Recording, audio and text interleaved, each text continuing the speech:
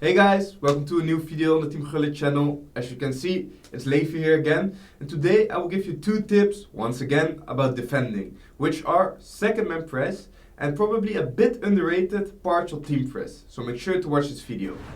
First of all, we're starting with second man press. You guys should probably know what second man press is and how you perform it. But for the people that don't know, you perform second man press by holding R1 whilst defending. And this will make the AI press on the ball holder. So for example, I try to cover a run with my center back or any player on the pitch and I hold R1. This will make the player closest to the ball put pressure on the ball holder. So that means you could basically control two players at the same time whilst defending. It sounds very overpowered and it also is. For me, making good use of second man press is one of the best things you can do in defense.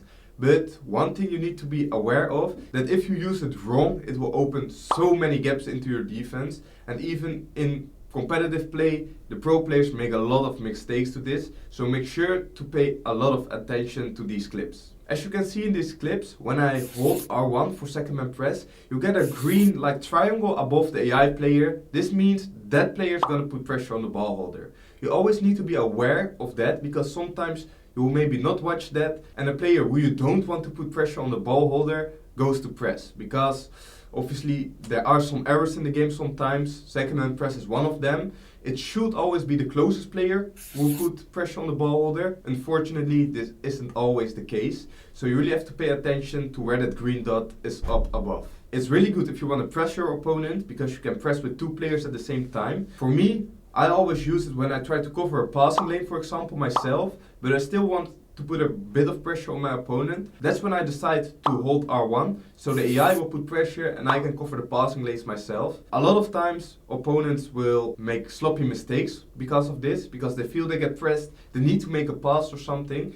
Although the AI from second man press isn't the best at intercepting, he won't make a tackle most of the times, but it still gives your opponent a lot of pressure, which makes him feel uncomfortable. And obviously, whilst defending, that's one of the best things that can happen. The thing that can cause a lot of mistakes though, is by just stupidly holding the R1 while you're pressing yourself. It happens also to me sometimes still, but this mistake you don't want to make, because this will cause you so many problems in defense and will make it so easy for your opponent to score goals.